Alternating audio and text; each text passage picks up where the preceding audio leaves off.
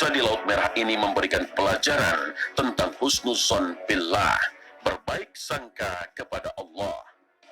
Husnuzon adalah kunci dari optimisme, meski dalam keadaan yang sangat sulit sekalipun, terdesak dan merasa tak memiliki jalan keluar. Ketika Nabi Musa yakin dan optimis dengan pertolongan Allah, maka Allah pun membuka pertolongannya. Lihat pertanyaan berikutnya. Apakah Musa betul mendapatkan petunjuk jalan? Semua kita tahu jawabannya ya. Ini sesuai dengan prasangkanya Musa, bukan sesuai dengan prasangka masyarakat. Jadi sesuai dengan prasangka yang husnudzon, bukan prasangka yang pesimis. Tapi prasangka yang husnudzon, yang yakin dengan pertolongan Allah Subhanahu wa taala.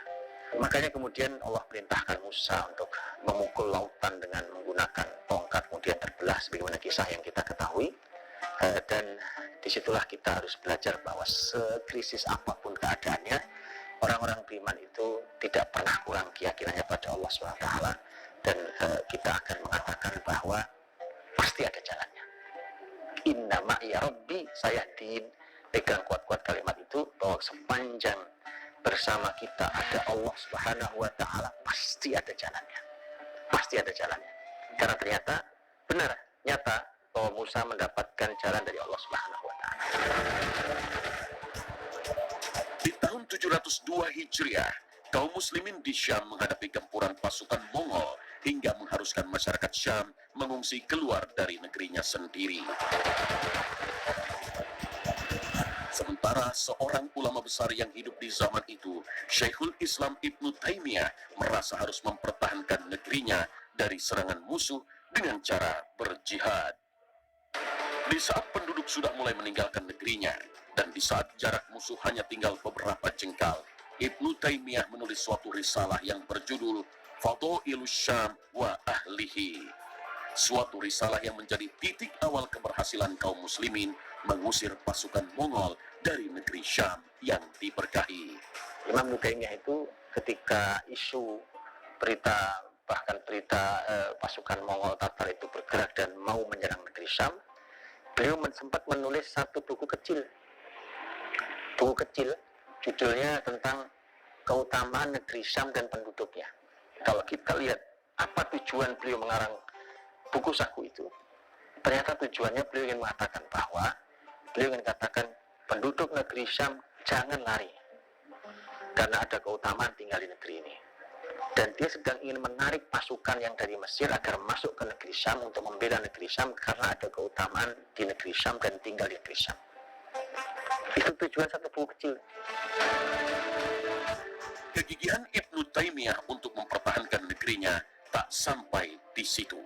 Ia kemudian berkhutbah di depan penduduk negeri Syam untuk memotivasi mereka agar berjihad melawan pasukan Mongol. Maka Ibnu Taimiyah itu bicara kepada para pemimpin dan kepada banyak orang, bahkan beliau sampai bersumpah atas nama Allah. Sampai disebutkan bahwa beliau itu bersumpah dengan 70 sumpah. Itu kemudian ini diceritakan juga oleh muridnya, yaitu oleh Ibnu Qayyim rahimahullah. Dikisahkan bahwa sampai akhirnya Ibnu Taimiyah mengatakan, karena banyak sekali orang yang menyampaikan itu pada saya, maka saya tetap meyakinkan kepada mereka bahwa ala inna nasrallahi qarib, bahwa sungguhnya pertolongan Allah itu dekat dan demi Allah kita akan menang. Bersumpah 70 kali. Dan kita tahu bahwa ternyata betul muslimin pasukannya menang. Ya, dari kisah Ibnu Taimiyah ini telah mengajarkan bahwa kaum muslimin harus selalu membersamai ulama dalam setiap keadaan. Karena para ulama lah salah satu yang berperan menumbuhkan sikap optimis pada masyarakat. Maka ada dua catatan penting dalam peristiwa Ibnu Taimiyah dan pasukan Mongol, yaitu yang pertama adalah mendekatlah kepada para ulama, karena para ulama lah yang masih punya stok banyak. Kalau stok yang lain mungkin sudah habis, tapi stok keyakinan dan optimisme serta baik sangka pada Allah tidak boleh habis. Dan itu stoknya ada banyak di para ulama. Jadi mendekatlah kepada para ulama. Dan yang kedua adalah optimisme, husnudzon pada Allah, baik sangka pada Allah itu muncul ketika kita memiliki ilmunya. Maka Ibnu Taimiyah membuat kajian ringkas itu Dan ternyata itulah kekuatan yang luar biasa untuk tetap bertahan di negeri Syam, untuk mempertahankan negeri Syam, dan bahkan berhasil menghadang kekuatan yang melegenda dari kekuatan pasukan Tatar dan Mongol ini. Optimisme adalah sikap yang disukai oleh Nabi Muhammad SAW. Beliau bersabda, tidak ada penyakit menular, tidak ada tiarah atau anggapan sial, dan optimisme membuatku takjub. Hadis riwayat Al-Bukhari dan Muslim. Hadis mulia tersebut sangat tepat untuk membahas persoalan yang dihadapi manusia saat ini. Karena Rasulullah SAW menyandingkan pembahasan tentang tidak adanya sakit menular, merasa sial, dengan kekaguman beliau terhadap optimisme. Lalu bagaimana dengan realitas penularan virus corona yang telah menjangkiti penduduk dunia saat ini? Karena dalam hadis yang lain Rasulullah juga bersabda, larilah engkau dari penyakit lepra atau kusta seperti engkau lari dari singa. Hadis riwayat Al-Bukhari dan Muslim. Untuk memahaminya dengan baik, mari simak penjelasan berikut ini. Ketika ada orang yang punya penyakit kusta, kemudian Rasulullah SAW dia datang ke Nabi untuk berbaiat ke Nabi, kata Nabi, saya sudah baiat kepada kamu, sudah saya terima baiat, jadi tidak perlu bersalaman karena biasanya laki-laki disalami, tapi Nabi tidak menerima itu. Artinya bahwa ternyata di dalam konsep Nabi pun ada itu. Makanya kenapa disuruh lari, disuruh pergi, itu karena ternyata konsep penularan itu ada. Tapi cara berpikirnya harus jangan salah, bahwa mungkin saja dia punya penyakit, atau betul dia punya penyakit, kemudian mungkin punya peluang menulari. Bahkan ketika di antara kita ini ada yang sebenarnya punya virus dalam dirinya umpamanya, para ahli kesehatan juga menyampaikan virus itu mungkin ada tapi tidak bekerja dalam diri kita. Karenanya kata la adwa, tidak ada penularan itu, maka para ulama mengatakan faktornya satu-satunya bukan masalah virus, bakteri atau penyakit itu, tetapi di sana ada Allah Subhanahu wa Ta'ala yang merupakan pencipta untuk semua virus bakteri itu, dan Allah lah yang berkehendak. Kalau Allah berkehendak sakit maka sakit, kalau Allah kehendaki tidak sakit, walau dia ada virus dalam dirinya maka juga tidak akan sakit. Tidak ada suatu musibah pun yang menimpa seseorang kecuali dengan izin Allah, dan barang siapa yang beriman kepada Allah, niscaya dia akan memberi petunjuk kepada hatinya, dan Allah Maha mengetahui segala sesuatu. Al-Quran Surah At-Taghabun ayat 11. Apabila kaum muslimin meyakini makna dan kandungan ayat tersebut dengan sepenuh jiwa, maka keyakinan itu akan memunculkan sikap optimis di tengah masa pandemi corona ini. Ini nanti hasilnya akan berbeda dengan orang yang hanya dihantui oleh rasa khawatir terhadap virus, terhadap bakteri, terhadap apapun penyakit-penyakit itu. Karena nanti kita akan sibuk untuk mendeteksi itu dan kemudian melawan itu, pada kayak seperti kita melawan sesuatu yang tidak kelihatan, dan itu sangat sulit. Kemudian kita lupa dengan Allah yang merupakan pencipta kita dan penciptanya virus itu. Sampai nanti kita lupa, padahal yang menentukan kita sakit atau tidak sakit adalah Allah Subhanahu wa Ta'ala, bukan si virus itu. Karena orang bisa punya virus tapi tidak sakit. Maka dari itu, kalau kita bergantungnya pada Allah, maka nanti yang akan keluar adalah optimisme, bukan pesimisme. Kalau optimisme yang keluar, maka nanti akan seperti kalimat berikutnya Nabi, saya ini sangat kagum dengan optimisme dan kalimat yang baik.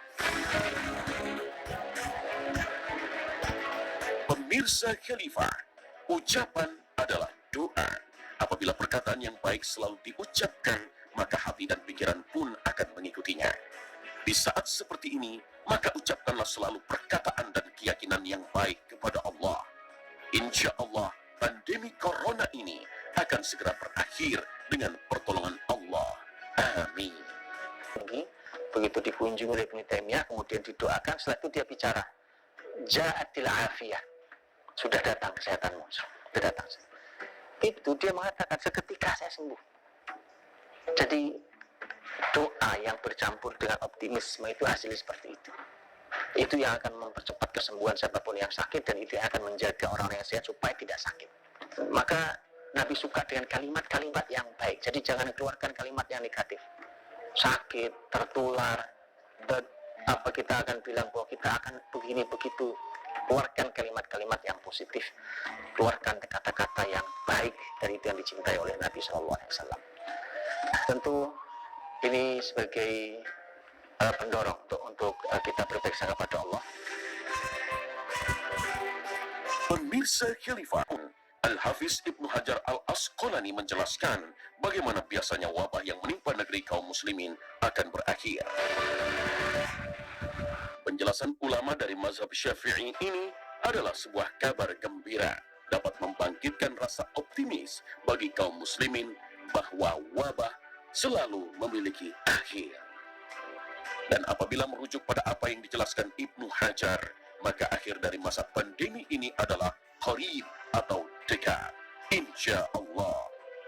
Imam Ibnu Hajar Al-Asqalani rahimahullah ta'ala dalam buku beliau yang bicara tentang ta'un, Badrul Ma'un fi Fadli Ta'un, beliau di akhir bukunya menguraikan tentang ta'un yang terjadi dari sejak zaman Rasul SAW terus sampai di zaman beliau.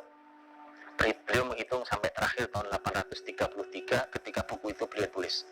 Beliau mengatakan ta'un yang tahun 833 itu berbeda dengan tahun-tahun sebelumnya, wabah-wabah tahun sebelumnya yang sudah banyak sekali.